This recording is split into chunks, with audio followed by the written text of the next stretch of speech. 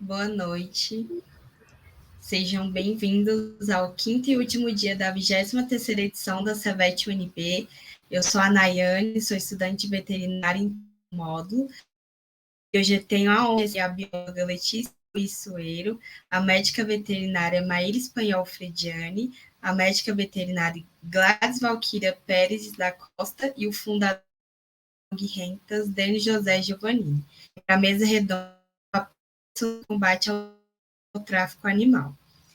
A palestrante Letícia, por Ciências Biológicas, pós-doutorado pela Universidade de Granada, na Espanha, é doutora em Ciências pelo Programa de Pós-Graduação Interunidades em Biotecnologia, possui licenciatura plena e bacharelado pela Universidade Federal de Uberlândia, especialização em gerenciamento ambiental pela USP e profissional do Instituto Butantan. A área de dados científicos em herpetologia e em epidemiologia dos acidentes ofídicos. Atualmente é coordenadora do curso de Ciências Biológicas da Universidade de Guarulhos. A palestrante Maíra Espanhol é médica veterinária pela USP, mestre em Ciências pelo Departamento de Produção Animal pela USP, com enfoque em reprodução de aves silvestres para conservação. Atualmente, técnica no Laboratório de Estudos da Fauna Silvestre no Centro de Manejo de Animais Silvestres. A palestrante Valquíria possui graduação em Medicina Veterinária pela Universidade do Brasil, graduação em Oncologia Veterinária, também possui graduação em Marketing e MBA em Marketing Digital. Tem pós-graduação em Influência e Conteúdo Digital pela PUC, pós-graduação em Lançamentos e Negócios Digitais e atualmente é graduanda de Publicidade e Propaganda. O palestrante Denis Giovannini é jornalista, documentarista, cinematográfico e ambientalista brasileiro, organizador do Prêmio UNEP-Aquá, fundou e é coordenador da ONG Rentas, que é a Rede Nacional de Combate ao Tráfico de Animais Silvestres. Antes de dar início à palestra, gostaria de agradecer aos nossos apoiadores, a Estopato, Labcare, Exotic Life, Ouro Fino e Scam, e gostaria de dar alguns recados. O formulário de presença vai ser liberado no chat, então não se esqueçam de preencher. As camisetas da estão à venda, quem tiver interesse, elas custam R$ 35,00 e tem todas as informações no nosso Instagram, @CEVETUNB. Também, ao final da trabalharemos mandando na hashtag em caixa alta, que nós iremos responder, podem mandando ao decorrer da palestra.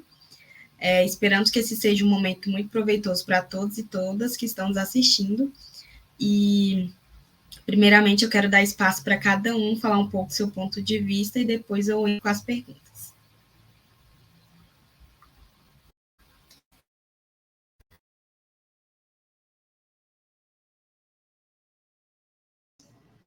Quem começa?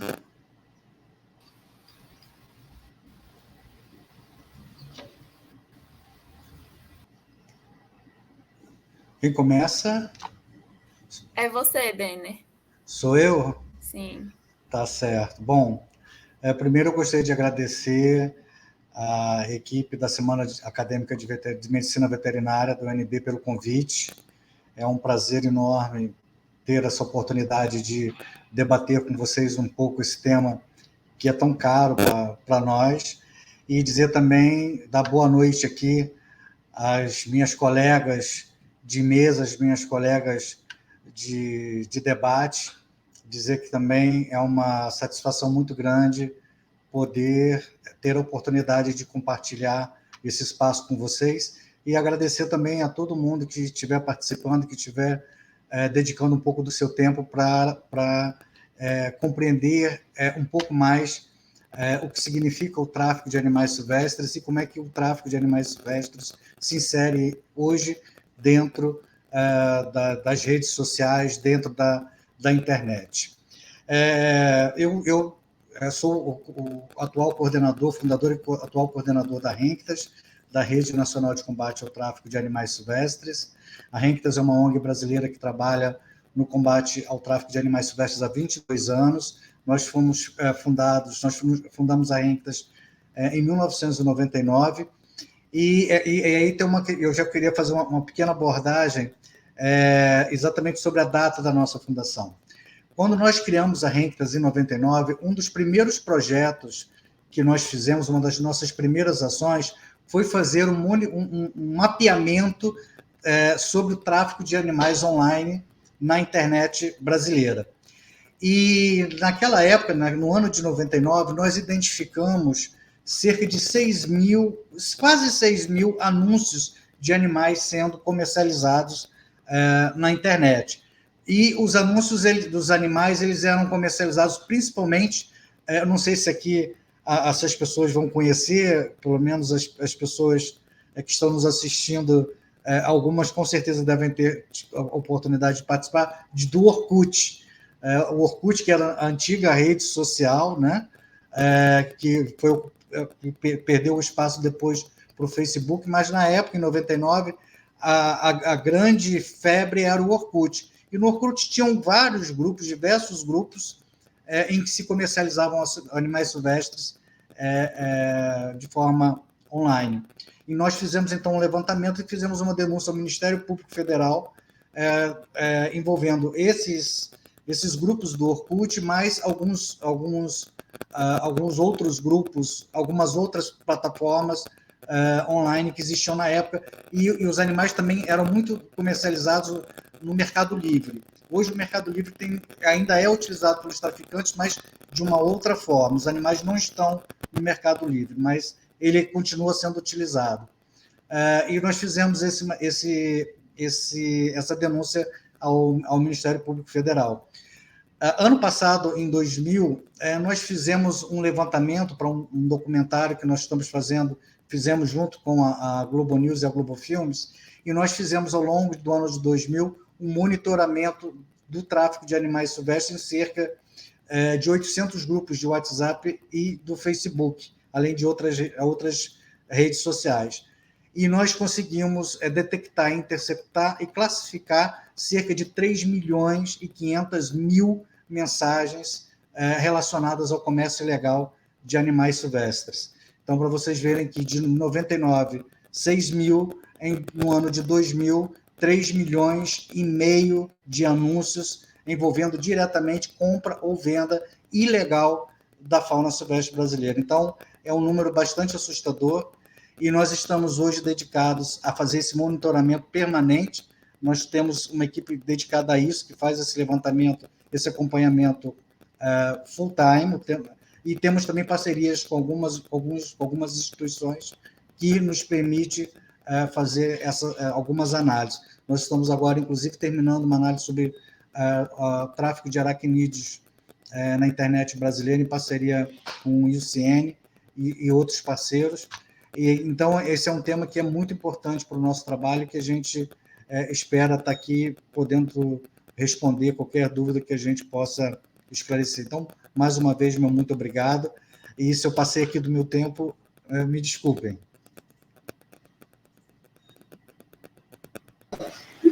Boa noite, pessoal. Obrigada pelo convite de estar aqui com vocês.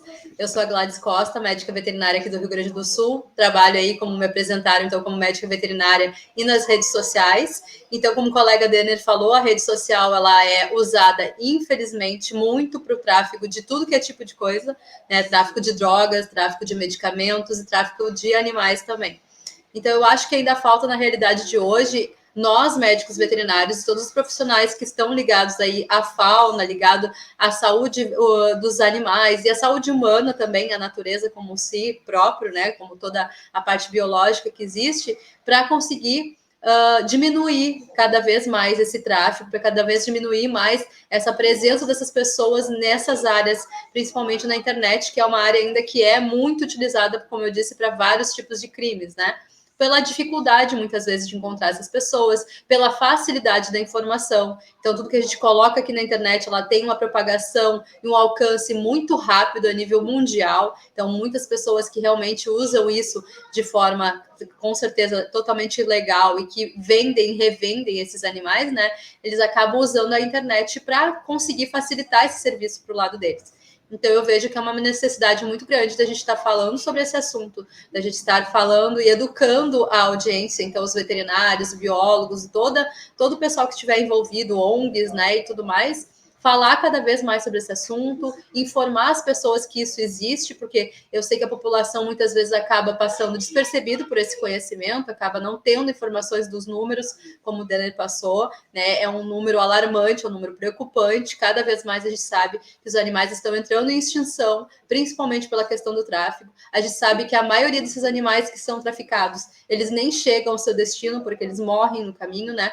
Sendo maltratados e pelo jeito errado de levarem eles, né? Então, acontecem muitos problemas de saúde pública. E isso tem que ser visto como saúde pública, e não simplesmente por um problema de tráfico ou simplesmente por um problema de crime, né? A gente tem que olhar por esse lado de saúde pública. E sendo um problema de saúde pública, eu acho que toda a comunidade, né, tanto a parte que trabalha com a saúde humana e veterinária, mas também com a própria população que usa essas redes sociais, deveriam nos ajudar a contar o que acontece, deveria usar isso como uma forma de também avisar quando vê alguma coisa errada, e nós, profissionais da área, cada vez mais educarmos essa população para que isso não aconteça. Então, eu acho que nessa parte de redes sociais e internet, seria isso que eu teria para passar para vocês. Se tiverem alguma dúvida, como o colega falou, é só colocar aqui, a gente vai debater. E, mais uma vez, obrigada pela organização desse assunto e desse evento todo que está acontecendo aqui da CEVET.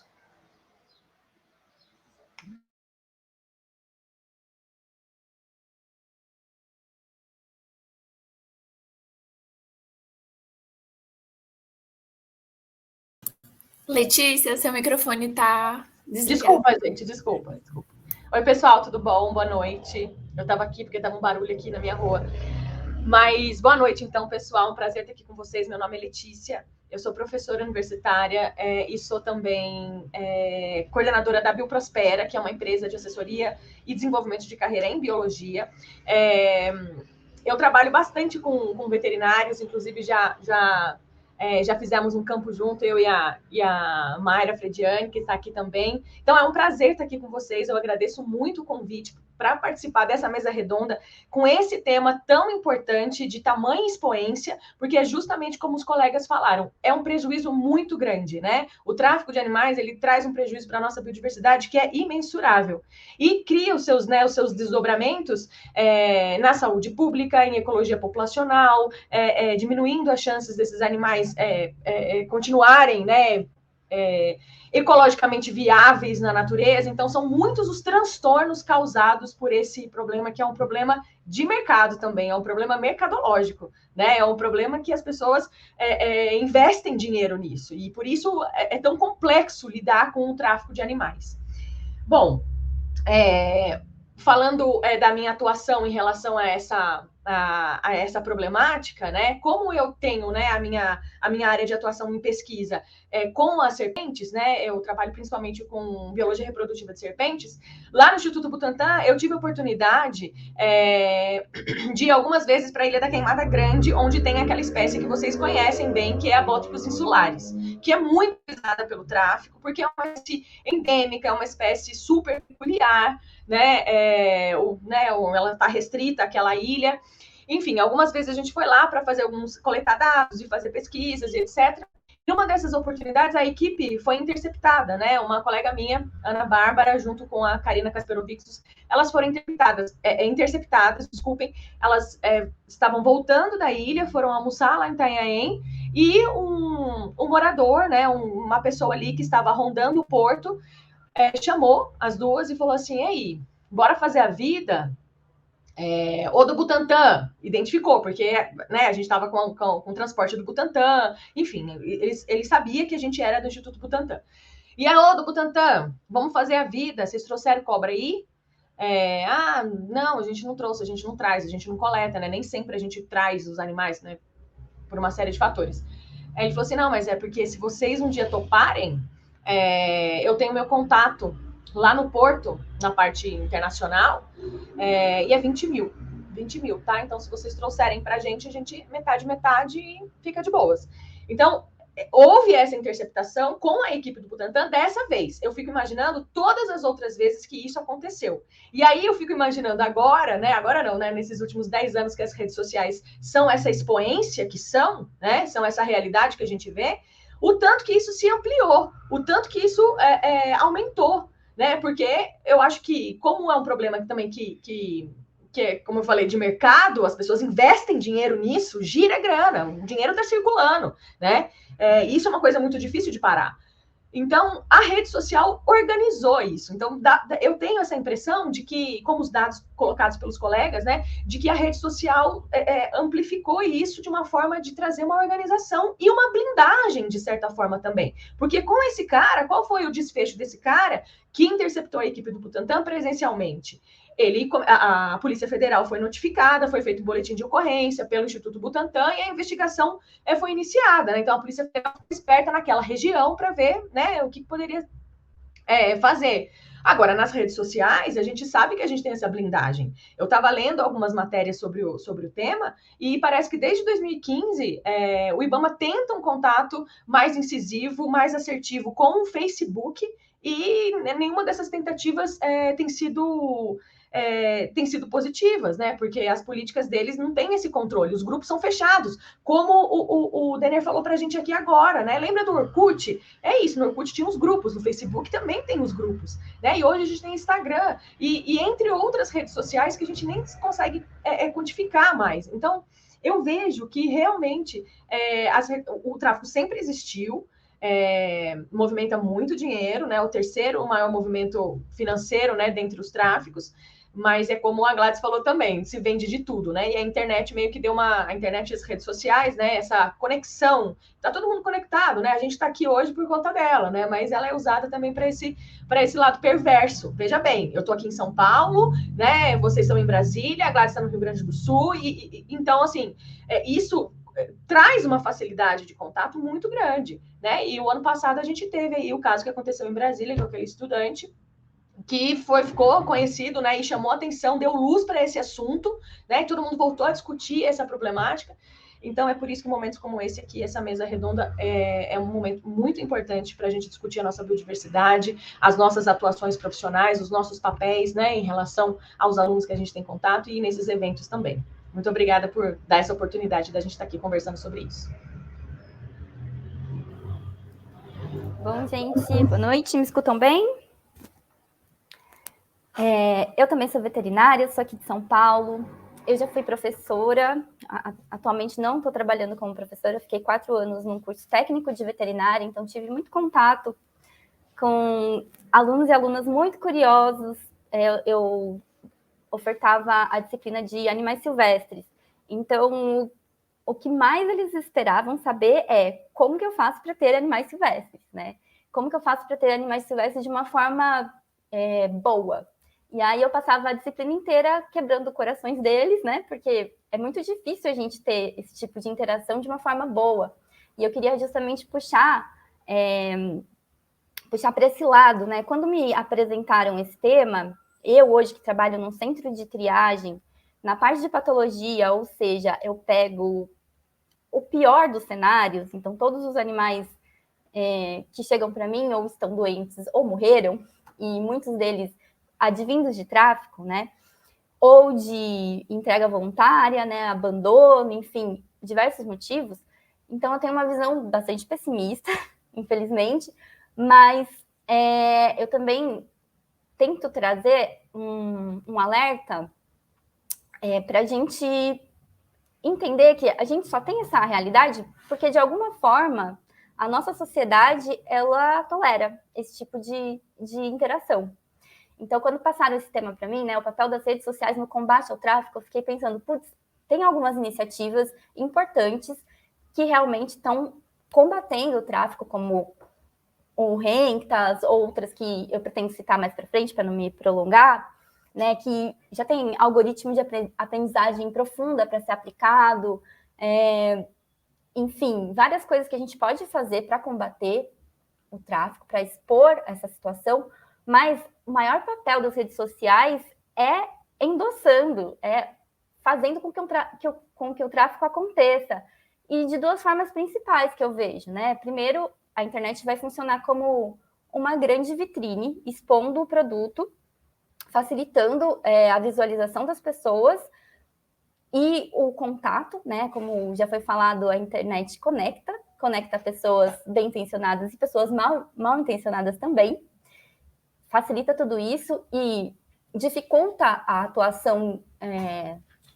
Nossa, meu gato tá doido. Dificulta a atuação das pessoas que querem combater o tráfico, porque numa feira de rolo você pode dar um flagrante, embora seja difícil você pegar o traficante principal, você vai ter uma pista. E num grupo de WhatsApp, né? É bem mais complicado você rastrear. Existem formas, né? Ainda a gente não tem uma prioridade aqui no Brasil, né? Mas espero que isso comece a ganhar força, mas ainda não é feito.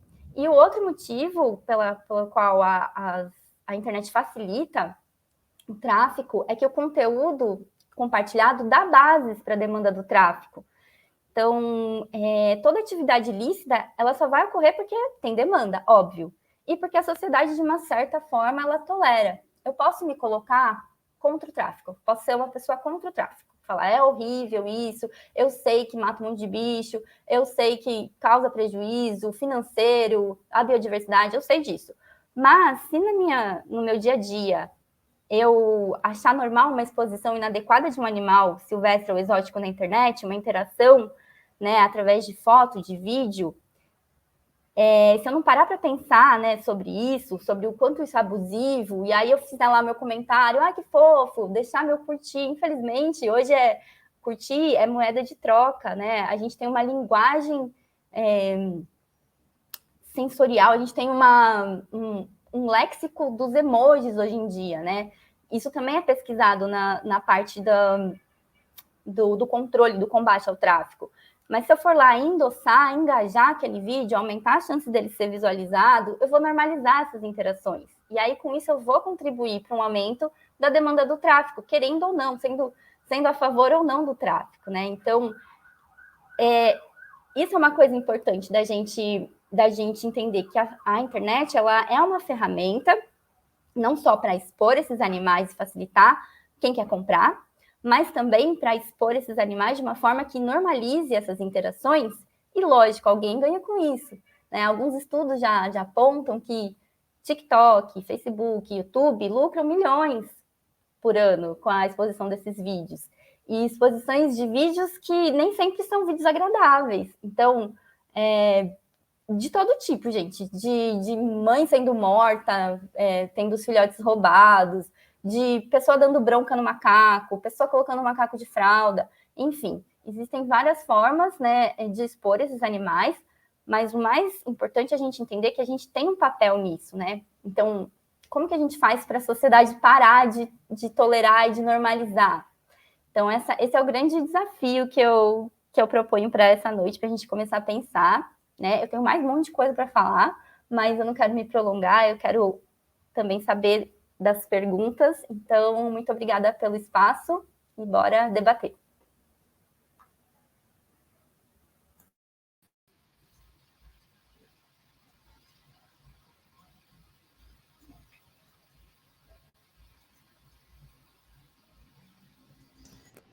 Essa pergunta é para quem? Muito obrigada pela contribuição. Eu vou ler perguntas para vocês e vocês podem se sentir livres, quem quiser responder. Quais os pontos positivos que as redes sociais podem proporcionar no combate ao tráfico animal? Eu posso começar a expor aí, que eu acho que é exatamente isso que a gente estava falando, a questão da educação, né? Ser usada a rede social como uma forma educativa do bem. Realmente falar disso, trocar, né, informações, falar do que está acontecendo, colocar isso para a comunidade ver e falar que é errado e o que traz de malefícios para a vida daquele ser vivo e de toda a sociedade, de toda a humanidade, né? Então, eu acho que a rede social tem essa positividade também. A mesma forma que ela traz um alcance para a parte ruim, para a pessoa que usa isso de forma ruim para vender os animais para traficar, ela também pode ser revertida ao contrário, para as ONGs colocarem a sua voz, para nós veterinários, biólogos e todo mundo que está trabalhando, né, para tentar cada vez mais ter uma saúde pública melhor, uma saúde melhor como humanidade. Sem dúvida, eu achei muito interessante, muito importante todas as intervenções que foram feitas aqui. Concordo com tudo que foi dito pelas minhas colegas de mesa, e eu acho que é sempre importante a gente lembrar de uma questão que eu acho que é fundamental nesse aspecto, é que, por um lado, não está havendo um interesse muito grande por parte das plataformas das redes sociais de efetivamente combaterem esse crime. Apesar de você ver uma notícia aqui ou ali que internacionalmente é feita uma coalizão, existem coalizões de ONGs com as plataformas, que isso está sendo combatido, isso não nos parece ser verdade, pelo menos em território brasileiro, já que aqui não há nenhum interesse, nunca percebemos um interesse efetivo dessas plataformas de atuarem sistematicamente para combaterem o tráfico de animais online. E de fato, a internet ela ofereceu ao traficante essas duas grandes armas. Primeiro, que é uma grande vitrine, né, para ele expor os seus animais, as suas mercadorias, entre aspas, a um público gigantesco. E segundo, claro, o anonimato que a rede permite, uma vez que a maioria dos traficantes estão escondidos atrás de perfis fakes, falsos, tornando muito difícil. E o volume de negociação é tão grande que realmente fica difícil aos órgãos de controle e fiscalização entrarem fortemente na repressão. Por isso, como também aqui foi dito, a educação ambiental ela é fundamental. E a rede pode ser utilizada também como uma fonte disseminadora de informações em prol da conservação da biodiversidade, especialmente contra o tráfico de animais silvestres. Eu acho que um exemplo bem emblemático que a gente teve há algum tempo atrás foi aquela raia, vocês lembram? Que viralizou na internet uma raia assim, virada, e a pessoa ia lá, mexia e parecia supostamente que aquele animal estava rindo. Isso viralizou muito, mas pouquíssimo tempo depois começaram a surgir conteúdos falando isso não é engraçado, o animal está em sofrimento. Então, ao mesmo tempo que a internet, né, as redes sociais, elas vão engajar para favorecer esse cenário que a Mayra colocou muito bem, né, que a gente precisa ir no cerne dessa questão, ao mesmo tempo também já criou um movimento, assim, contrário. Mas a questão é, onde que está o peso? O que está valendo mais? O que está tendo mais like? A risadinha ou o discernimento de que aquilo é completamente equivocado? Né? Então, eu acho que a gente tem esse peso. E a real é, como vocês falaram aí, a informação sendo disseminada de uma forma mais ampla, mais rápida. Só que, ao mesmo tempo, a gente sabe que também é esse mesmo canal, esse mesmo caminho, que também leva a informações que facilitam a aquisição ou comportamentos que ampliem esse problema. E só complementando, isso que a doutora Mayra colocou, de você colocar bichinhos bonitinhos, fofinhos, isso realmente, quando você compartilha essas imagens, é claro que isso... Quem não gostaria de ter, de possuir, de apertar, de ficar próximo, né, de um bicho que... Eles são animais realmente bonitos, atrativos, só que as pessoas, elas não conseguem imaginar, ou se imaginam, não levam adiante as histórias que estão por trás daqueles animais traficados. Eu acho que a gente tem esse papel, e o profissional da medicina veterinária tem esse papel também de contar as histórias que acontecem para aquele animal, às vezes, estar na posse de alguém, né? Para que as pessoas não continuem ignorando isso. E, infelizmente, quando eu vejo um animal fofinho na internet, em alguma postagem, a gente já sabe que vai começar a procura ilegal por aquela espécie, infelizmente. E outra, quando algumas personalidades do mundo artístico, esportivo, vão para a internet com seus bichos de estimação, com macacos, principalmente, enfim, independente do bicho, e isso influencia e muito as pessoas a saírem para consumir, para comprar esses animais, infelizmente. Exatamente, eu sempre sou a chata que vai criticar algum vídeo que alguma aluna manda, assim, Pro, olha que fofinho, daí eu vou lá e falo, então, né, não é bem assim, esse animal, ele não está no seu habitat natural, ele não está fazendo uma coisa que seria natural na vida dele, né? Então, acho que o nosso papel, apesar de pesado, é começar a ocupar esses espaços e tentar trazer essa informação da melhor forma que a gente puder, né? Da maneira mais leve, apesar do tema ser tão difícil, mas tentar trazer esse conhecimento, porque ninguém, na verdade, quem não está na lida com os animais o tempo todo, não tem obrigação de saber que, por exemplo, um ouriço pigmeu africano, ele não toma banho na banheira, né? E os vídeos que são mostrados, não só de silvestre, mas agora entrando em exóticos também, os vídeos que são mostrados, eles são milésimos de segundo, eles são vídeos efêmeros, que só mostram aquilo que é bonitinho, né, aos olhos das pessoas, e a pessoa que está buscando entretenimento, ela vai absorver o conteúdo de uma forma que seja conveniente para ela, né? Ninguém...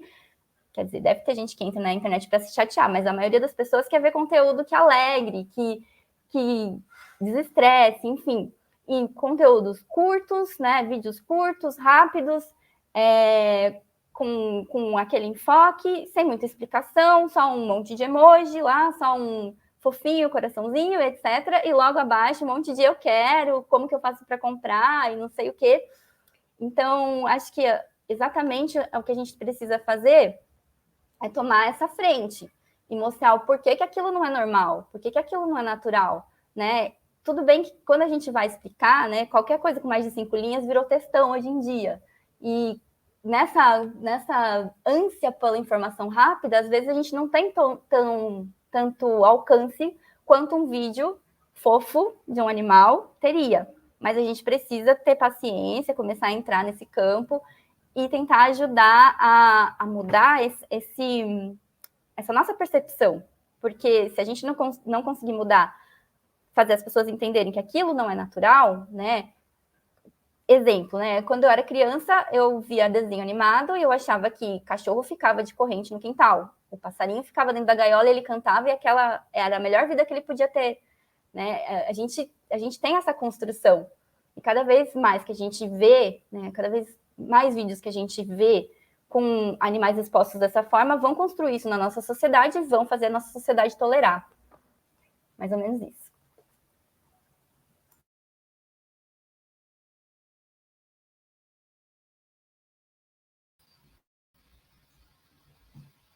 Vamos para a próxima. A Fernanda perguntou: como um grande alcance geralmente conteúdos científicos viralizam muito, infelizmente.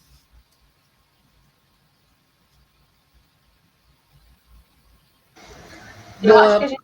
Desculpa, pode falar. Não, imagina, pode começar. Eu acho que a gente tem que usar a mesma fórmula que o outro lado usa também, a mesma fórmula de tentar fazer aquilo que está sendo consumido no momento. Então, por exemplo, no momento agora é Hells, né? Então, acho que a gente tem que usar essa mesma... O que está engajando agora, né? E esse engajamento, a gente não tem um filtro, né? Então, vai engajar para várias coisas, para comportamentos comprometedores, né? Que ampliam esse problema, mas também, se a gente usar a mesma fórmula, esse mesmo produto vai passar na timeline do cara que está achando isso maneiro, né? Então, eu acho que é meio que usar tática de guerrilha mesmo. Tipo, o que eles estão fazendo que a gente vai fazer melhor. Isso, eu ia só complementar, assim, porque como eu trabalho com rede social, né, e é exatamente isso. Quando a gente quer fazer com que um conteúdo que não é tão fácil de ser adquirido, tão fácil de ser consumido como a parte científica, a gente realmente tem que usar o nosso diferencial naquele sentido, né? O que a gente faz de diferente para passar esse conteúdo, qual é o nosso conhecimento, a nossa área de atuação, a nossa expertise dentro disso, que a gente possa remeter nesse conteúdo e usar as ferramentas disponíveis mesmo. Então, entender como cada ferramenta funciona e ver qual o objetivo que tu tem. Então, se tu quer, por exemplo, alcançar pessoas que tu não conhece quase, quer ter um alcance muito rápido, é como a colega disse, é o Reels. O Reels é o que está no momento, aí é o que todo mundo olha, que todo mundo vê. Como a Maíra também já tinha falado, é um conteúdo rápido, de aquisição rápido, de controle rápido, de tudo. Tu vai entrar ali em 15 segundos, tu já adquiriu aquele conteúdo, tu já consumiu aquele conteúdo que estava ali. Então, tentar usar essas plataformas, essas ferramentas, num jeito que fique simples da tua audiência entender, falando sobre científico, falando sobre prevenção, falando sobre qual for o assunto que tu considera que não é tão fácil assim passar através das redes sociais.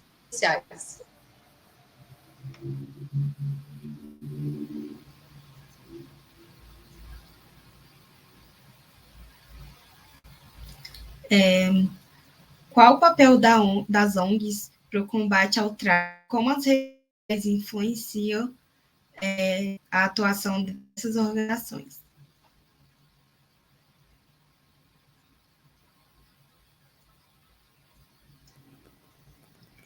Eu como está falando de ONG, eu vou começar essa resposta. Enfim, bom, para a gente começar a pensar sobre isso, é importante a gente saber que essa não é uma responsabilidade somente das ONGs.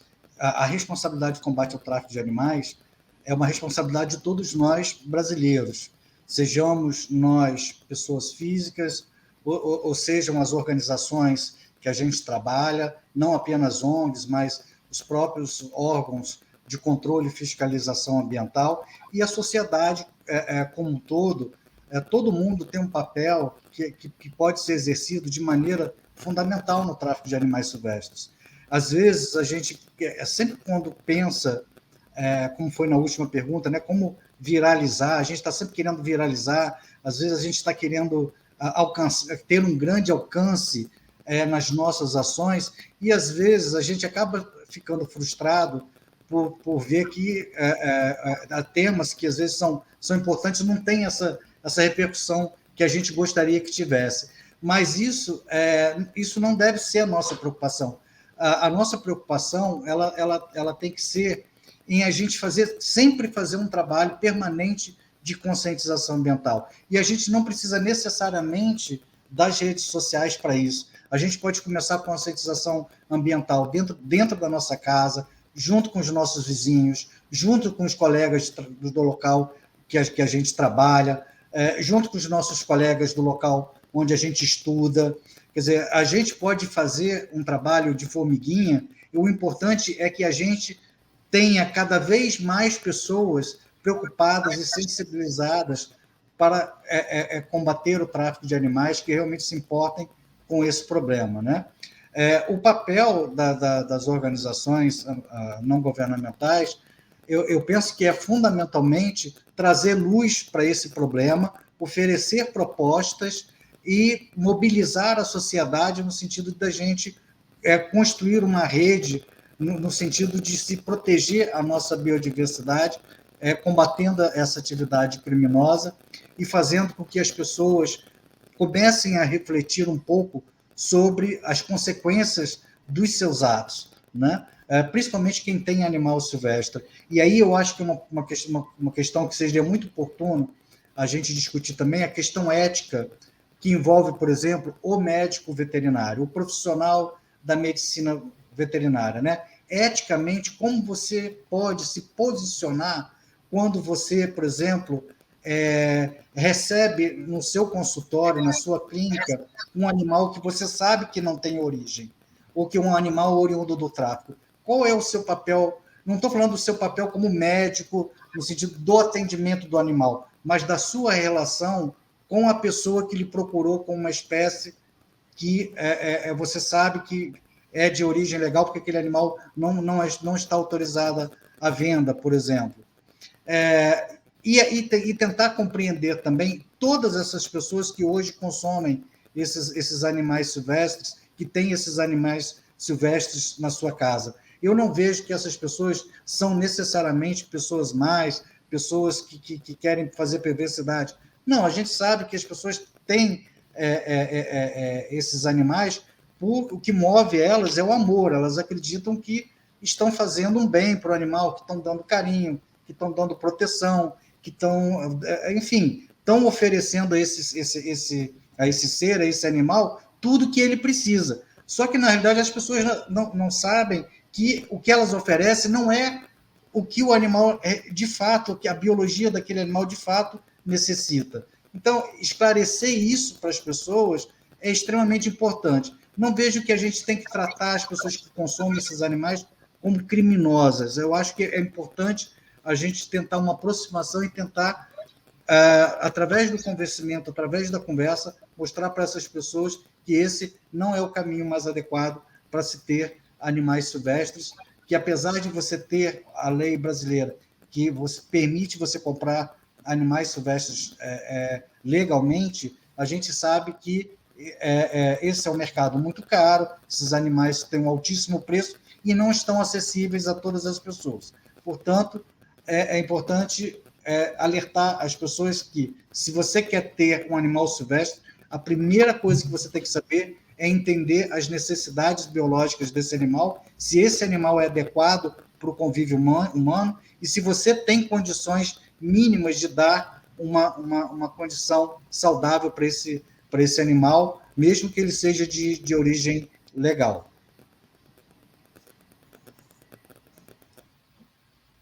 Certo. Pode falar?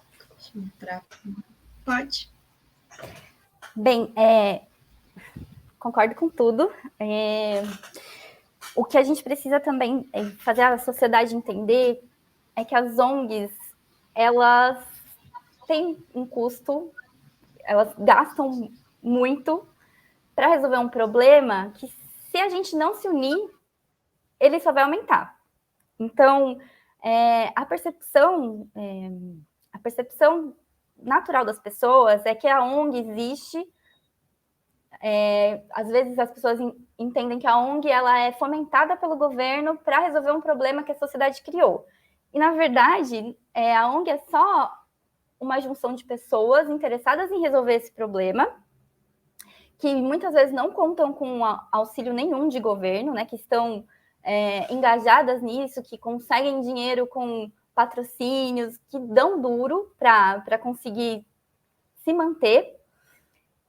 Só que a sociedade, ela não está sendo muito bacana com as ONGs, né? Porque a gente só aumenta o problema das ONGs. A gente só traz mais a normalização da criação dos silvestres, né? E com isso a gente traz inúmeros outros problemas de fuga, de abandono, de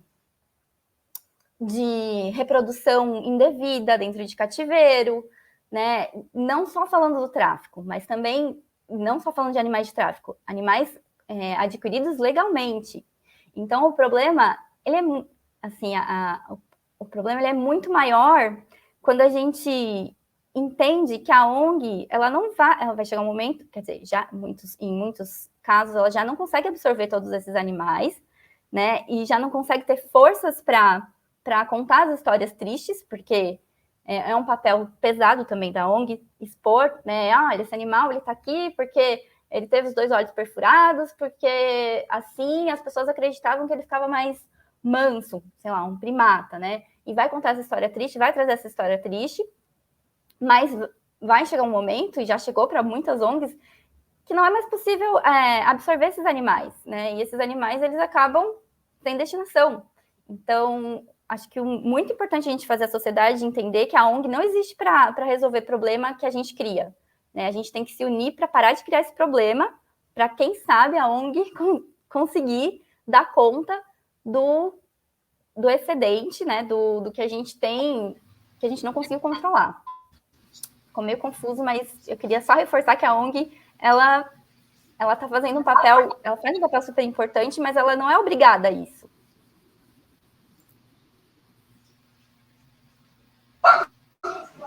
Só complementando de novo, antes de entrar na próxima pergunta, porque bem na hora que entrou aí, essa questão realmente da sociedade, da importância que a gente está debatendo aqui, da sociedade se organizar, da sociedade entender e diminuir essa ignorância do conhecimento de informação sobre os animais no geral, né? Porque, como a gente estava falando aqui, acontece com animais silvestres, com exóticos, mas acontece com animais de estimação também. Então, acho que falta muito, muito ainda esse conhecimento das necessidades básicas que os animais têm. Do que a gente precisa de tempo, de espaço, de dinheiro, de toda a condição realmente para aquele animal sobreviver, né? Viver numa condição mínima de existência. Então, realmente, essa parte de educação, de debater, de falar muito, e falar e repetir, ir para programas de televisão, as ONGs fazer a sua parte, a comunidade fazer a sua parte, nós que estamos dentro da faculdade, quem já saiu da faculdade, professores, eu acho que deveria ser muito bem debatido e falado repetidamente até alguém começar a entender e passar isso adiante, porque senão realmente é muito difícil de acabar, é muito difícil de diminuir, muito pior ainda de acabar essa situação, né?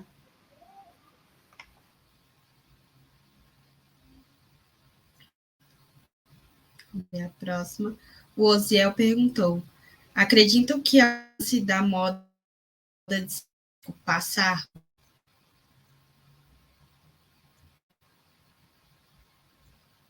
Olha, eu vou começar a responder dizendo o seguinte: o Brasil sempre foi um país que sempre se destacou no mercado internacional como um país exportador de animais silvestres ilegais. Né? Sempre que se falava em tráfico internacional, em exportação de animais ilegais, o Brasil sempre ocupava as primeiras posições. Porém, uma coisa que tem acontecido muito nos últimos anos, e os nossos estudos têm comprovado isso, é que o Brasil também está se tornando um grande consumidor de animais exóticos. O Brasil está ocupando os principais, começando a ocupar os principais lugares de país importador de animais exóticos, de animais de outros países. E aí, né, a professora falando comentou a respeito da Nádia, comentou da serpente lá da Bótropes insulares, lá da ilha de Queimada Grande. O Brasil hoje, por exemplo, tem se tornado um importador de mambas da África, mamba negra, mamba verde, taipã da Austrália, diversas serpentes peçonhentas, diversas víboras do sudoeste asiático. Está entrando demais no Brasil, víbora do Gabão, entrando Nádia. Por exemplo, esse caso da Nádia de Brasília, que chamou tanta atenção, não foi o primeiro. Já aconteceram outros casos no Brasil de Nádias escaparem, esses animais irem para a natureza. Inclusive, em Criciúma, em Santa Catarina, foi encontrada uma Nádia no sistema de água e esgoto, na empresa de água e esgoto de Santa Catarina, foi resgatada uma Nádia. Também já aconteceu em outros estados. Em Minas Gerais também já ocorreu. E isso tem acontecido cada vez com mais intensidade. E aí essa pergunta tem tudo a ver com isso, porque o que a gente percebe é essa questão da moda.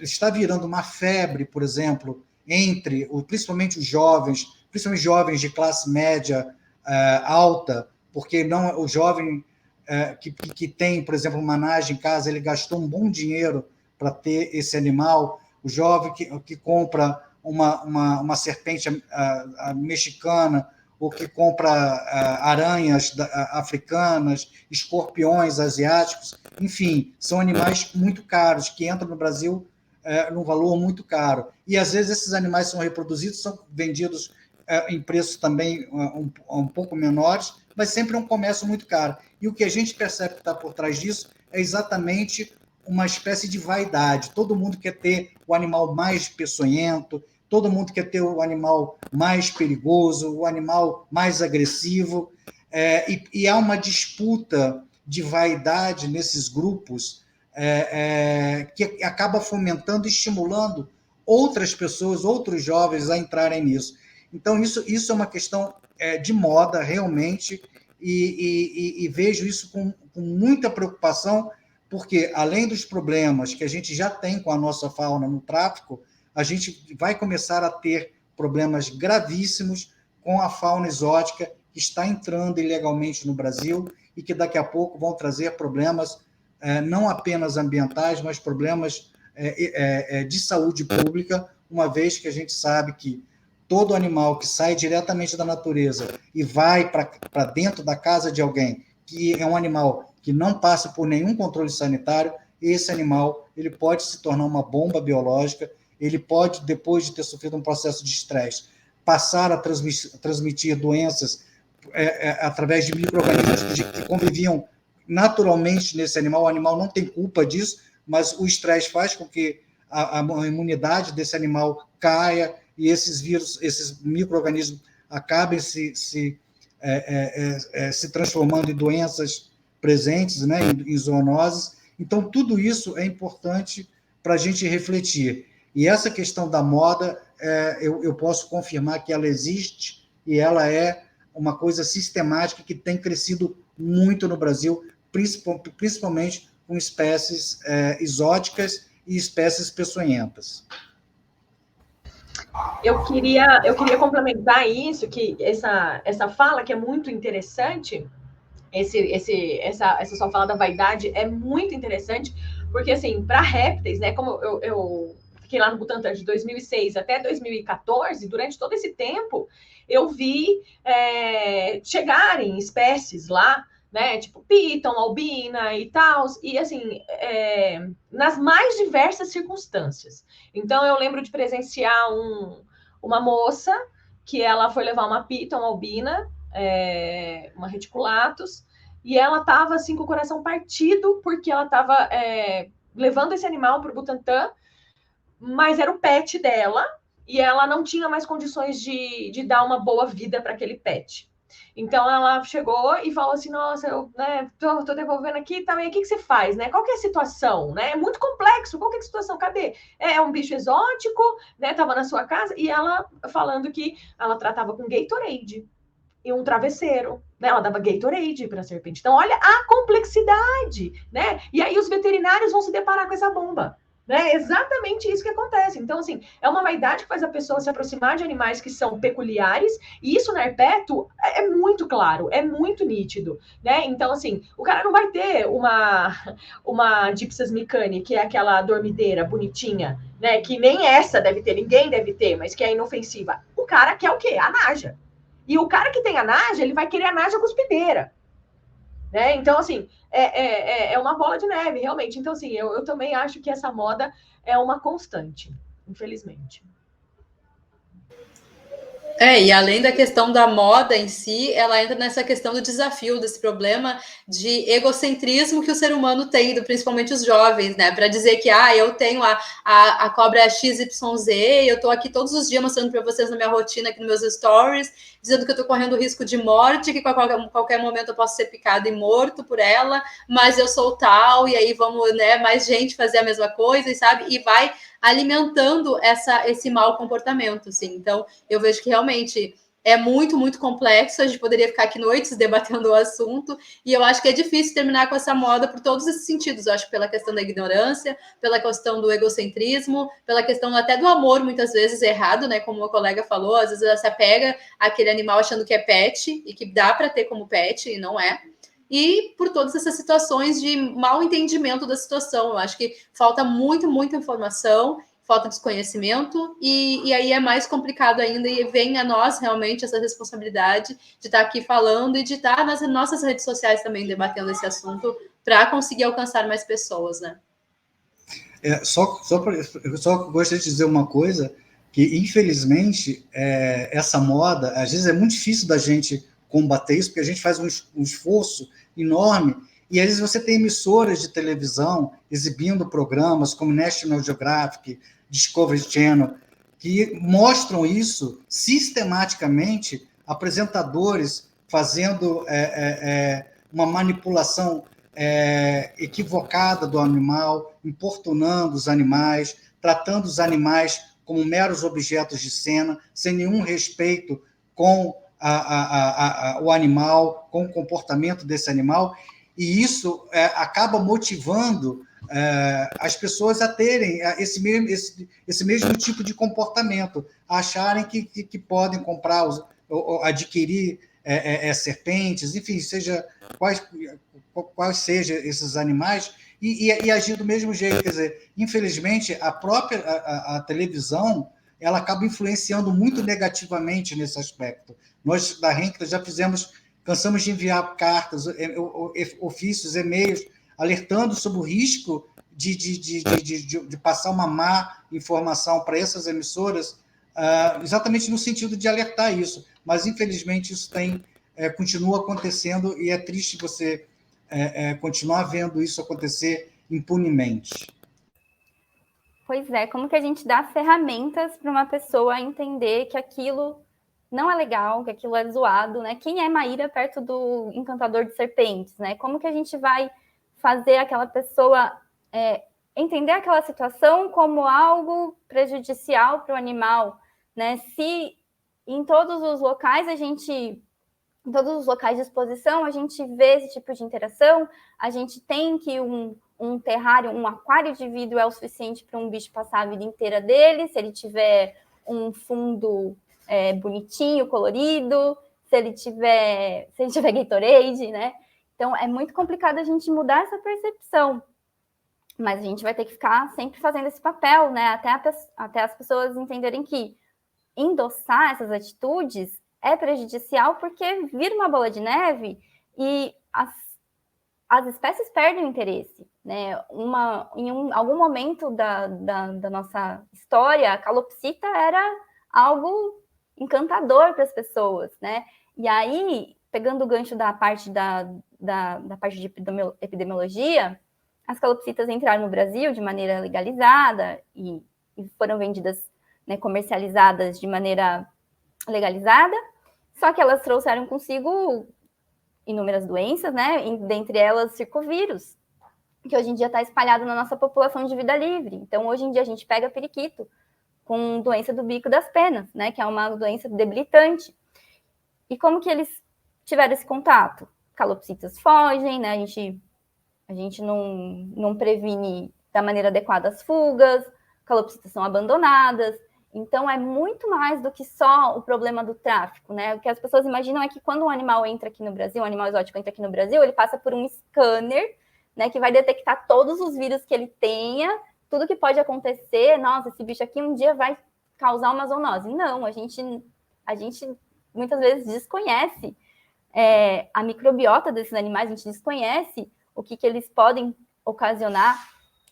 E é uma bomba relógio, né? Quanto mais interação humano-animal, né, a gente tendo essas interações, né, que eu tenho colegas que são colegas biólogos, colegas veterinários que são praticamente unidos do spillover, né? Eles têm todo tipo de animal em casa interagindo e a gente vai aumentando essa interação e vai ter um transbordo, né? Então, é muito, muito além do ego, é muito além da vaidade esse problema, né? A gente precisa trazer essa informação para as pessoas começarem a parar de pagar pau para esse tipo de atitude, né? Porque senão a gente vai ficar retroalimentando e nunca vai acabar com o problema, sempre vai ter um outro bicho da moda, enfim.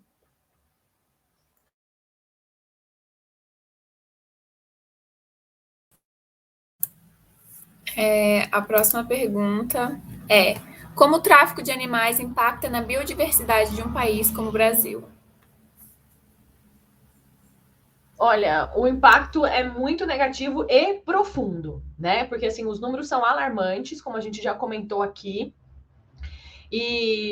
Porque, assim, né, dentro desse esquema de tráfico de animal, o que acontece é que os traficantes eles precisam ter um número muito grande de indivíduos retirados da natureza para que apenas 10% desse tanto que ele retira chegue até o consumidor final. Então, nesse meio tempo, os animais morrem.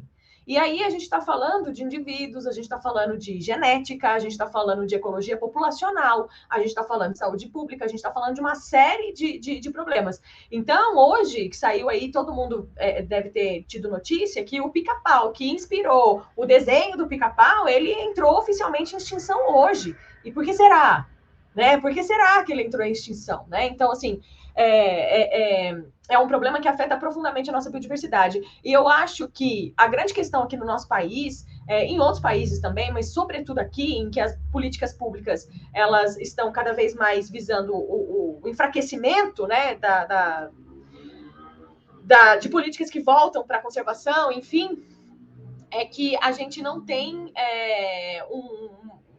um movimento que possa ser voltado para o conhecimento da nossa biodiversidade.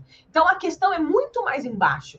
A gente despreza trabalhos de inventários de fauna, porque a gente quer fazer ecologia aplicada, a gente quer fazer biologia aplicada, a gente quer fazer não sei o quê, para ter mais impacto e etc. Só que a gente nem, ao menos, conhece a nossa biodiversidade. Mas o discurso o Brasil é um país mega diverso. Né? Então, esse é a frase que está em todos os tipos de divulgação. Né? O Brasil é um país mega diverso. Mas cadê essa mega diversidade? Como ela está sendo tratada? Como ela está sendo avaliada? O discurso é ótimo, mas a realidade é completamente outra. É completamente outra. Então, a gente tem números alarmantes aí, a gente tem exemplos variados, né? Eu falei do pica-pau, que saiu hoje a notícia da extinção oficial, mas a gente tem a ararinha azul, que entrou em 2002, oficialmente em extinção, né?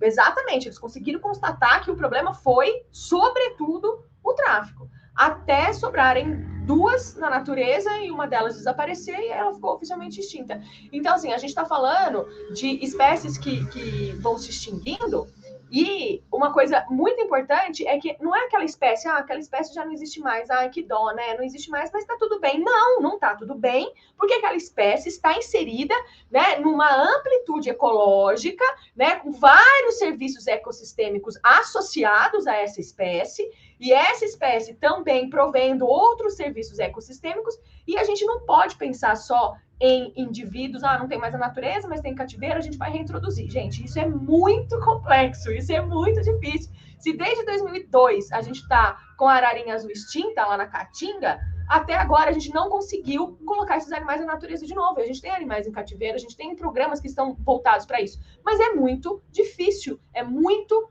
tempo, é a longo prazo, é muita grana. Então, assim, o problema da extinção é um problema que impacta vários outros setores, né, ecossistêmicos. Então, o tráfico de animal realmente ele tem esse desdobramento aí muito, muito, muito perverso para um país que adora falar que é mega diverso. Isso chega a ser vergonhoso para a gente.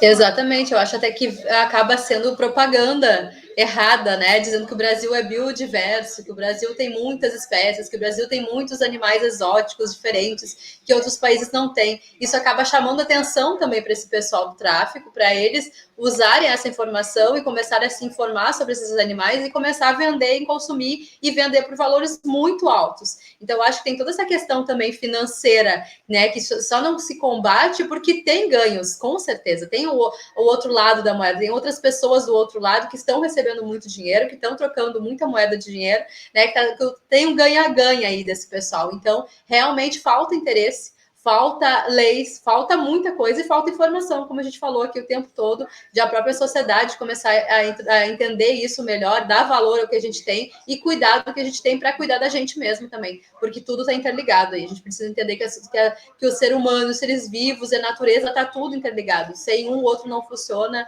e vice-versa. Sem dúvidas. Eu acho interessante a pergunta, né, como o tráfico de animais impacta na biodiversidade, e concordo com tudo que falou aqui, mas é importante a gente ressaltar que os impactos, eles não são apenas na biodiversidade.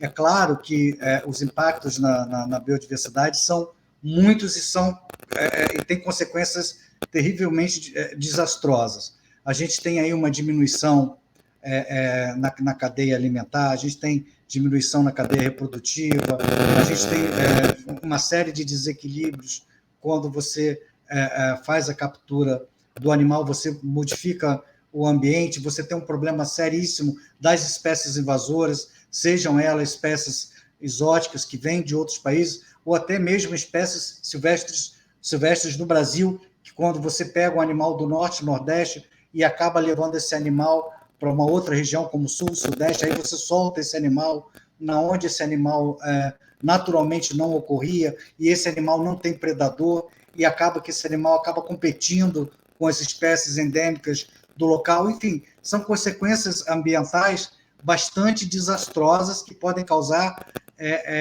problemas seríssimos de serem resolvidos. No caso, por exemplo, das espécies invasoras, a gente tem o caso lá de Everglades, nos Estados Unidos, né, ali em Miami, onde houve a soltura de pítons reticulatos, aquelas pítons enormes, elas encontraram um ambiente propício, se reproduziram, passaram a competir com a fauna local dos Everglades, passaram a ter acidentes com pessoas que frequentavam os Everglades em função da grande quantidade de espécies de píton reticulatos que começou a aparecer lá. Mas também a gente tem, além do problema do impacto na biodiversidade, do impacto ambiental, a gente tem um impacto econômico e um impacto social.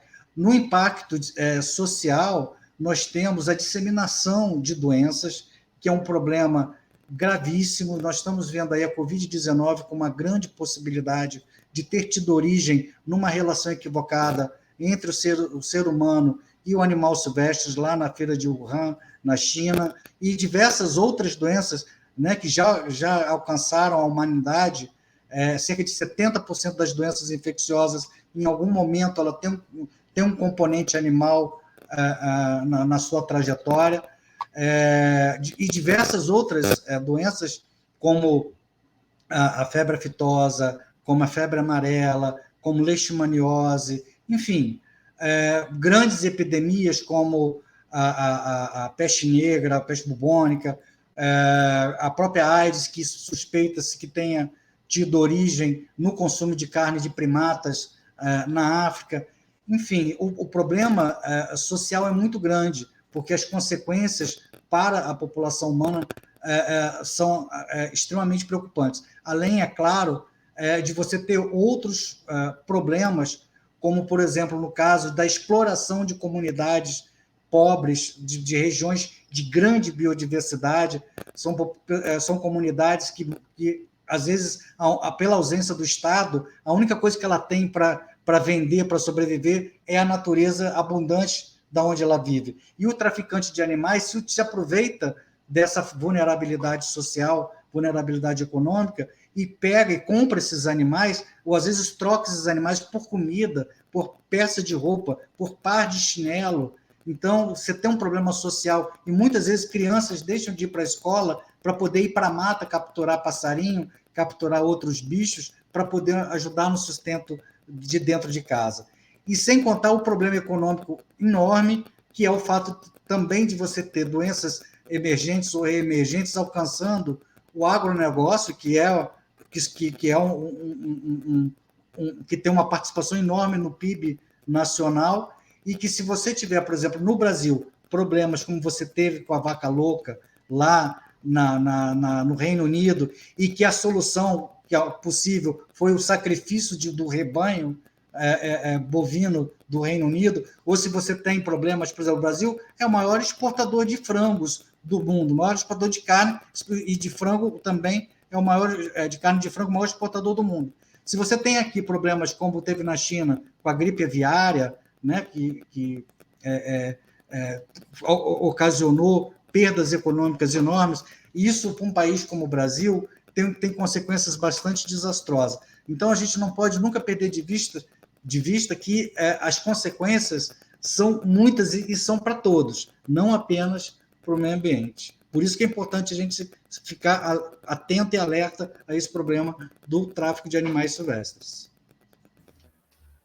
E só pegando essas informações, né?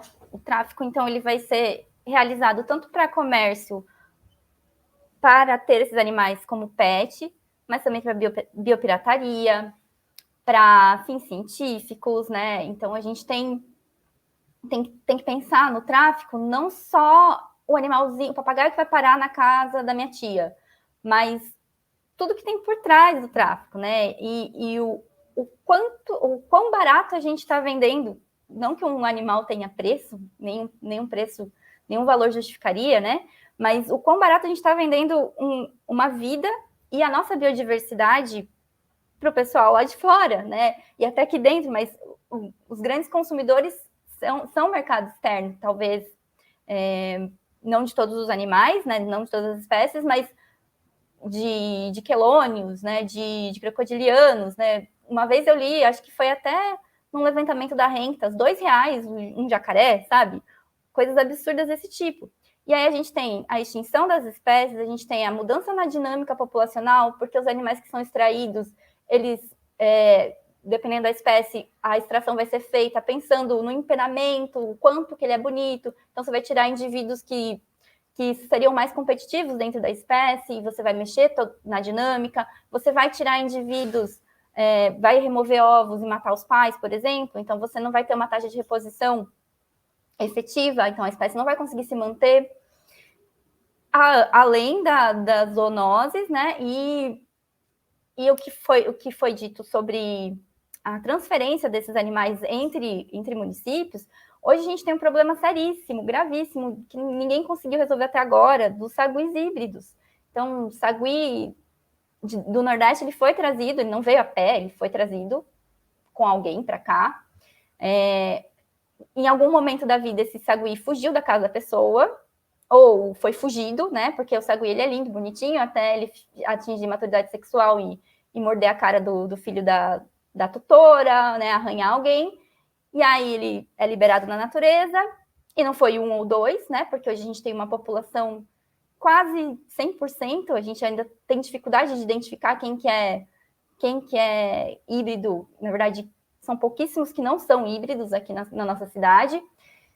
Então, esse sagui, ele hibridizou com o sagui que a gente tinha aqui na cidade, né? O da Serra. E aí, a gente hoje não tem destinação para esses saguis. Então, a gente recebe, sem brincadeira, toda semana, se não todo dia, um sagui eletrocutado, um sagui com herpes vírus, um sagui fraturado porque teve briga, né, entre os saguis da comunidade deles. E mesmo que esses saguis tenham chances de sobreviver, a gente não tem para onde destinar. Então, é um problema enorme que só vem aumentando e a gente não consegue resolução porque a gente não está preparado para isso. Então, esses problemas eles vão surgir, tanto os de pandemias, né, epidemias, né, teve uma notificação ontem de febre do oeste do Nilo, no Paraná. Então, eles vão surgir. E se a gente não fizer nada e não se atentar a isso, né, eu não sei nem se dá tempo, porque eu sou um pouco pessimista, mas a gente precisa fazer alguma coisa para diminuir esses impactos. Então, o tráfico ele não é só um problema para aquele bichinho que vai passar o resto da sua vida em cativeiro, que vai ter que se adaptar a cativeiro e nunca mais vai conseguir sobreviver em vida livre, e as suas gerações não vão conseguir ter o mesmo sucesso em vida livre. Mas todo esse por trás que é muito preocupante.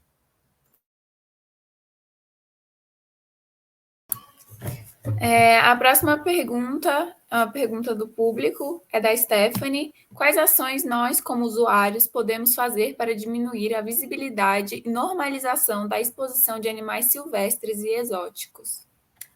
Essa eu posso responder porque eu estudei, hein?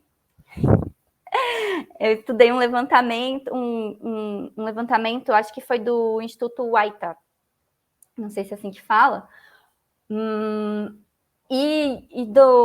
de uma aliança, de uma coalizão de ONGs, né? E eles fizeram esse levantamento com os vídeos apresentados nas principais plataformas, né? YouTube, Facebook e TikTok, né? E eles explicaram que a gente consegue não engajar e combater de 5 formas principais.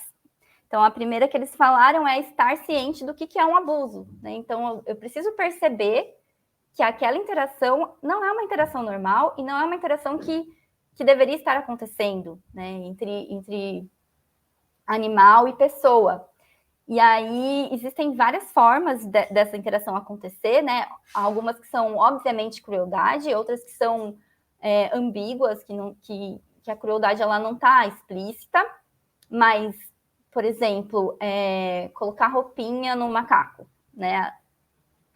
Numa primeira olhada, a gente pode achar bonito, mas a gente tem que entender que o macaco, ele não deve estar de roupinha, ele não deve estar dentro da casa de uma pessoa, ele não deve ser um pet, né? Entender tudo isso. Então, estar ciente é a primeira primeira das coisas que a gente precisa fazer. Denunciar na plataforma o vídeo. Não assistir, porque quando a gente assiste, a gente aumenta, né, as chances desse vídeo ganhar visualização. Não engajar com comentários, nem que sejam comentários explicando, né, qual que é o problema ali. Nem like, nem curtir, nem descurtir. E não compartilhar, principalmente não compartilhar. Se você quiser expor essa situação, você dá um print, você vai lá no seu canal, você explica o que está acontecendo de errado, como fizeram no caso da Raia, como a Operação Sapajos faz, com diversas interações com macacos, né? Mas tudo isso que a gente pode fazer dentro da rede social, disso tudo que a gente pode fazer, o principal é entender onde está o problema da apresentação desses vídeos. Exatamente. Depois que tu entende esse problema, é isso mesmo. Não pode engajar, porque o engajamento é o que mais o algoritmo das redes sociais, né, que é o robô, entende que tu tá gostando daquele conteúdo. Então, não pode curtir, não pode escrever nada, nem emojis, nem nada. Se tu puder não fazer nada, é melhor. Claro que muitas vezes tu pega despercebido, né? Tu tá lá rodando o teu feed e sem querer tu clica no vídeo, né? Então, fazer isso, fazer o print, mandar para o Facebook, né? Avisar que realmente está acontecendo algo errado naquilo ali. E falar, debater, informar. Então, ir para os teus stories e falar, olha, hoje eu vi um vídeo assim, isso está errado por isso. Isso acontece, isso com a nossa fauna, isso com nossos animais. Então, explicar para a sociedade o que está acontecendo, trazer esse assunto à tona, é um jeito de fazer com que as pessoas comecem a entender que isso não é bonitinho, que isso não é natural, que isso não é normal de acontecer e que vai trazer muitos problemas tanto para a sociedade quanto principalmente para esses animais que estão passando por essas situações aí de transtorno, de incomodação, de tudo que for, e principalmente na questão do tráfico, né?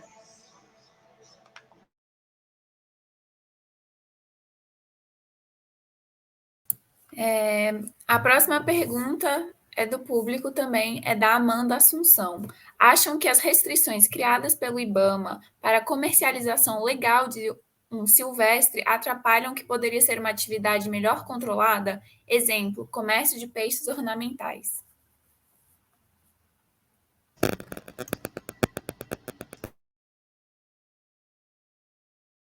Olha, eu posso tentar responder aqui inicialmente.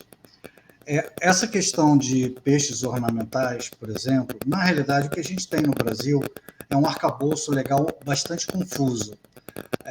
E não é só na questão dos peixes ornamentais, não. Em todos os... isso alcança todos os tipos de criação de comercial de fauna silvestre, seja ela para que fim for. Nós temos uma legislação que ela é uma legislação que ela é composta de normas, decretos, portarias que mudam o tempo todo. Isso acaba trazendo muitos problemas no sentido de você ter uma melhor harmonização dessa legislação. E também nós não podemos esquecer que, a partir da Lei Complementar 140, que nós temos também os estados e municípios também responsáveis pela gestão ambiental no que diz respeito à fauna silvestre. Hoje não é só o IBAMA o órgão responsável pela normatização. Você tem também as secretarias estaduais de meio ambiente, por exemplo, e isso pode trazer gravíssimos problemas de entendimento legal no Brasil, porque cada estado vai fazer a sua própria norma, sua própria legislação, e que muitas vezes a gente está percebendo que essas normas vão acabar se tornando muito conflitantes. Com relação ao comércio, por exemplo, de peixes ornamentais, nós participamos como consultores da CPI da biopirataria e da CPI do tráfico de animais silvestres no Congresso Nacional, e tivemos a oportunidade de acompanhar de perto essa questão dos peixes ornamentais. Hoje, nós temos uma verdadeira tragédia ambiental e até uma tragédia social no que diz respeito a essa questão, porque os dados levantados pela CPI apontam que o Brasil exporta ilegalmente, todos os anos, cerca de 60 milhões de exemplares de peixes ornamentais para o mercado, somente para o mercado asiático. E quando eu falo que também tem um problema social, é que nós temos, principalmente na Amazônia, diversos rios onde esses peixes são coletados, e esses peixes eles vivem abrigados em raízes que ficam submersas, raízes das árvores que são submersas nos igapós, nos igarapés. E as pessoas que capturam esses animais, elas têm que mergulhar e entrar no meio dessas raízes com uma redinha para capturar esses peixes. E em muitas cidades onde existe essa captura ilegal de peixes ornamentais, só para você ter uma ideia do disparate que é isso, um saco contendo 100 exemplares, né, o cento, 100 exemplares de peixes ornamentais amazônicos, às vezes é comercializado por 10, 15 reais, um saco com 100. Um único exemplar na Ásia, no mercado asiático, seja ele no Japão, na China, na Coreia, um único exemplar pode ser comercializado a $50. Então, você vê que o volume do lucro é gigantesco. E nós temos, na questão dos peixes, um agravante ainda mais complexo, que é o fato do peixe ser considerado, na verdade, recurso pesqueiro. E você tem algumas espécies que ficam meio que num limbo do que pode e do que não pode ser feito. Eu acho que a pergunta é pertinente e acho que a gente precisa olhar com muita atenção, com muita precaução, essa questão do comércio de peixes ornamentais no Brasil, que é muito pouco falado, mas que também é um comércio gigante. Nós estamos perdendo diversas espécies de peixes para o comércio ilegal de animais. A nossa ictiofauna tem diversas espécies ameaçadas por conta desse comércio, e a gente fala muito pouco sobre isso, não só do comércio do aquarismo de água doce, mas também do aquarismo de água salgada, visto que muitos recifes e muitos peixes estão já ameaçados por essa coleta indevida, e também temos o problema da introdução, como o caso do peixe-leão, introdução de peixes exóticos que estão trazendo problemas sérios para a manutenção do equilíbrio ambiental.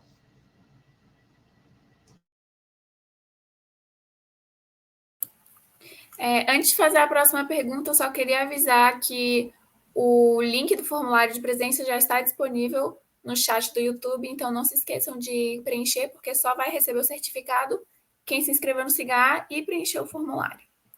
A próxima pergunta é da Joyce. Como vocês acham que os desenhos / filmes podem ajudar na conscientização de crianças e jovens quanto à questão do tráfico? Essa pergunta é muito interessante, essa pergunta é muito legal, porque a gente vem de um histórico muito ruim, né, de filmes que fizeram um desserviço, né, mostrando algumas práticas equivocadas, informações equivocadas, enfim, a gente tem todo um histórico aí midiático, meio que desfavorecendo essa relação homem com a fauna silvestre, né? Mas, ao mesmo tempo, hoje eu vejo que a gente tem novas opções aí, a gente tem filmes com outras abordagens, a gente ainda tem alguns detalhes aí para serem, né, lapidados, a gente precisa do quê? De uma assessoria científica acontecendo para essas produções midiáticas, para essas produções. Então, assim, hoje a gente sabe que o nosso papel enquanto veterinário, biólogo, divulgador científico, né, zootecnista, etc., é também prestar esse tipo de serviço, porque os caras não podem, né, os diretores, eles não podem tirar da própria cabeça as informações, existe um respaldo científico para isso. Então, eu acho que quando a produção acontece, né, se baseando numa assessoria científica de qualidade, e a gente está aqui para isso, não falta profissional para isso, não falta. Só que vai da escolha da produção, se pautar nisso ou não. E isso a gente consegue ver hoje, inclusive em reportagens, por exemplo, essa falta dessa assessoria científica que vai tratar com mais assertividade o que precisa, o que é necessário, né? Se passar, se divulgar, se trabalhar, né? Trabalhar conscientemente essa demanda aí de animais silvestres, o nosso próprio comportamento, o que a gente faz, o que a gente engaja ou não. Então, a gente vê isso nas próprias reportagens, né? Recentemente saiu no G1 um animal ali, era uma anfisbena, e eles falaram que é uma anfisbena, que é um réptil, e eles falando que, né, colocando com todas as letras que aquilo era um anfíbio. Então, eu acho que, assim, parte de tudo, né? Tudo que se divulga hoje em dia carece de uma assessoria. E para desenhos e filmes, eu acho que isso pode acontecer sim, Joyce, né? Pode ajudar na conscientização de crianças, jovens, porque eles têm esse poder, eles são feitos para chamar atenção, a gente sabe, nada ali é à toa, né? Tipo, as cores, as vozes, tudo. Pode ajudar sim, mas vai passar pelo fato da produção consultar, né, uma assessoria científica de qualidade, investir nisso, pagar, porque a gente vai precisar desse tipo de assessoria, a gente é profissional qualificado para isso. Então, é uma coisa bem complexa ainda. Mas eu acredito que se tiver uma assessoria científica bastante estruturada, eu acho que essa conscientização pode acontecer sim. Na minha opinião, primeiro a gente precisa parar de usar animais em filmes. É uma coisa muito importante. Parar de usar animais e humanizá-los também, né? Então, parar de eu sei que precisa mexer com o imaginário e tal, mas mexe demais com o imaginário. As pessoas ficam achando que a Disney, que tudo é Disney, né? Que a gente pode humanizar e interagir com esses animais de várias maneiras que não existe. Esses dias eu estava almoçando e eu almoço afastada, sentada no mato. E tem tucano na área que eu almoço, porque é um parque, é uma reserva, né, de animais silvestres. E os tucanos às vezes vêm interagir, tentar bicar a gente, tentar roubar a nossa marmita. E a gente precisa só ignorar e ficar longe. E eu postei um vídeo do tucano chegando perto. E na cabeça das pessoas, eu tava lá cantarolando de vestido, rodando igual a Branca de Neve, e os bichinhos vinham até mim, né, interagir e cantar para mim. E não, eu almocei super rápido para sair logo dali, para não tomar uma bicada. Então, acho que a gente precisa trazer um pouco mais de realidade mesmo, né? Não depender dos animais para esse imaginário. Muito importante que a gente faça isso. E tinha mais alguma coisa que eu ia falar? Já ficou estabelecido que muitos desses filmes, eles apesar de trazer uma temática importante, de trazer luz para essa situação de tráfico, de sofrimento animal, o efeito colateral, ele é o contrário. A gente tem gente que identifica como efeito Nemo, né? Que trouxe lá toda a temática dos peixes, mas depois, disparou a venda de peixe palhaço.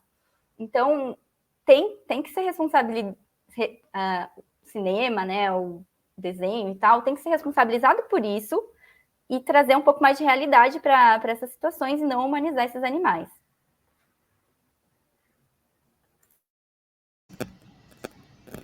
Eu sou suspeito de falar, porque o audiovisual é o meu material de trabalho, né? Eu sou cineasta, eu trabalho com cinema, e eu acho que são instrumentos que são extremamente importantes para que nós possamos usá-los no sentido de conscientizar mais a sociedade, chamar a sociedade para uma responsabilidade cidadã. A Renktas, inclusive, agora como eu havia dito, a gente fez um documentário que deve ser lançado ainda esse ano, um documentário com a Globo Filmes sobre o tráfico de animais silvestres, com a Globo Filmes e a Globo News.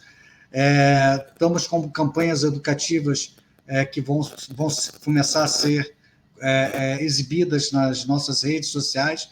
Aliás, como eu sei que a gente já está aqui nos últimos minutinhos do tempo, né, que vai acabar, eu já aproveito para convidar quem está nos assistindo para visitar as redes sociais da Renktas, entrar lá no nosso Instagram. A gente tem grupos de voluntários, quem quiser participar, ajudar, apoiar, vai ser sempre super bem-vindo. A gente precisa muito de apoio, né? Foi dito que as ONGs não recebem recursos públicos. A Renktas é uma delas, a gente não tem nenhum centavo de recursos públicos na manutenção da Renktas, então é um trabalho sempre muito, muito difícil de ser feito, por isso que o apoio, os nossos voluntários nos ajudam muito. Mas eu acredito que, sim, o audiovisual ele pode trazer problemas quando mal feito, mas também pode ser uma arma muito bem empregada no sentido de conscientizar a população, conscientizar as pessoas e, principalmente, conscientizar as próximas gerações da importância de se conservar os nossos animais, conservar a nossa biodiversidade. Principalmente nesse momento tão grave de negacionismo, nesse momento tão sombrio que nós estamos vivendo em nosso país. Mais do que nunca, a informação ela é fundamental para despertar essa consciência cidadã nas pessoas.